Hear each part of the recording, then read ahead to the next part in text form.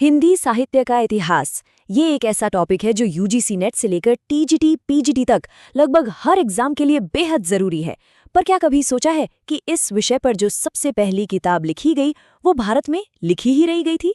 जी हाँ, वो पेरिस में लिखी गई थी और लिखने वाले थे एक फ्रेंच स्कॉलर जो कभी भारत आए भी नहीं। चलिए इसी मजेदार और थोड़ी अजीब सी कहानी को आज समझते हैं। तो आज हम क्या क्या देखने वाले हैं? सबसे पहले हम समझेंगे इसका वो अनोखा फ्रेंच कनेक्शन, फिर इसके लंबे चौड़े नाम का मतलब जानेंगे। इसके बाद किताब के अंदर झांकेंगे कि इसमें आखिर है क्या। फिर देखेंगे कि इसे एक ही साथ एक बेहतरीन और एक खराब कोशिश क्यों माना जाता है। और आखिर में वो सारे जरूरी फैक्ट्स जो एग्जाम के लिए एकदम पक्के कर लेने हैं। तो जैसा कि मैंने शुरू में कहा, इस कहानी की शुरुआत ही थोड़ी हटकर है। हिंदी साहित्य की नींव रखने वाली ये किताब न तो किसी भारतीय ने लिखी और न ही ये भारत में छपी। तो एक सवाल है, कहाँ लिखी गई होगी ये किताब? दिल्ली, बनारस या शायद लंदन? सोचिए जरा। जवाब है पेरिस, फ्रांस। जी हाँ, पेरिस में। इसे लिखने वाले थे एक फ्रेंच स्कॉलर गार्सा दतासी, और सबसे मजे की बात यह है कि वो कभी इंडिया आए भी नहीं। ये अपने आप में एक कमाल का फैक्ट है। अच्छा, अब आते हैं किताब के नाम पर। नाम थोड़ा टेढ़ा है, फ्रेंच में है, लेकिन इसे समझना बहुत जरूरी है क्योंकि नाम में ही इसकी आधी कहानी छिपी हुई है। तो ये है वो पूरा नाम, इस्तवार द ला लिटरेचर एंदुई ए हिंदुस्तानी। सुनने में भारी भरकम लगता है ना? पर चलिए इसे टुकड़ों में तोड़ते हैं, बिल्कुल आसान हो जाएगा। पहले दो शब्द तो सीधे साधे हैं। इस्तवार मतलब हिस्ट्री और लिटरेच्योर मतलब लिटरेचर। तो ये हो गया लिटरेचर की हिस्ट्री, सिंपल। अब आता है असली खेल, एंदुई। तासी के हिसाब से एंदुई मतलब वो हिंदी जो हिंदू लोग इस्तेमाल करते थे, और हिंदुस्तानी का मतलब था वो उर्दू मिली हुई हिंदुस्तानी जो मुसलमान लोग बोलते थे। यहीं से उनका भाषा को धर्म के चश्मे से देखने का नजरिया साफ हो जाता है, जो उस वक्त के हिसाब से था। तो नाम तो समझ लिया, अब जरा किताब के पन्ने पलटते हैं और देखते हैं कि इसके अंदर क्या माल मसाला है। ये वो फैक्ट्स हैं जो एग्जाम में सीधे सीधे नंबर दिलाते हैं।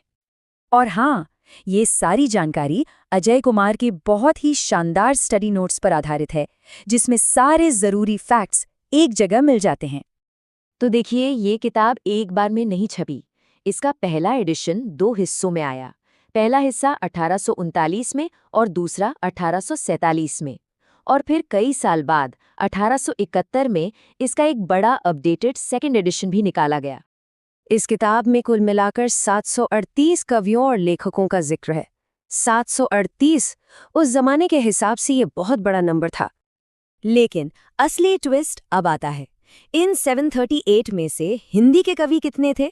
सिर्फ 72। जी हाँ, ओनली 72। बाकी ज्यादातर उर्दू के शायर थे।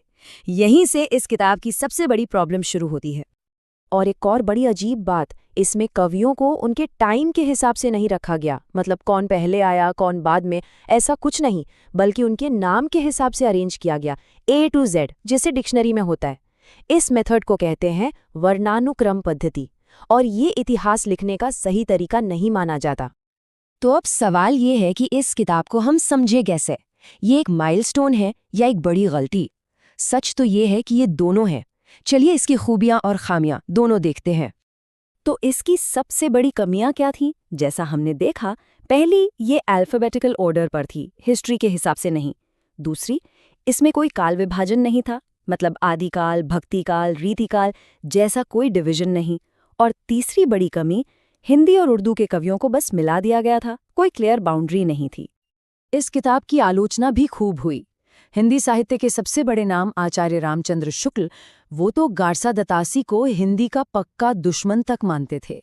इस एक लाइन से अंदाजा लगाया जा सकता है कि बाद के विद्वानों को ये किताब कितनी खटकती थी। चलिए अब फटाफट वो सारे पॉइंट्स रिवाइज कर लेते हैं जो एग्जाम में पक्का पूछे जा सकते हैं। ये एकदम रट लेने वाली बातें हैं। ये बहुत बहुत इंपॉर्टेंट पॉइंट है।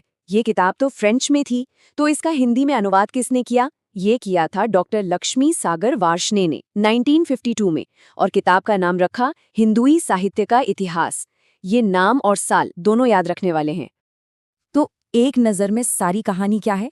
लिखने वाले गार्सा दतासी, जो फ्रेंच थे। किताब का नाम इस्तवार, पब्लिश हुई 1839 और 1847 में। सबसे बड़ा कंट्रीब्यूशन, ये हिंदी साहित्य का इतिहास लिखने की पहली कोशिश थी। और सबसे बड़ी कमी, वर्णानुक्रम पद्धति और काल विभाजन का न होना। और हिंदी में ट्रांसलेट किसने किया? डॉक्टर लक्ष्मी सागर वार्ष्णेय ने।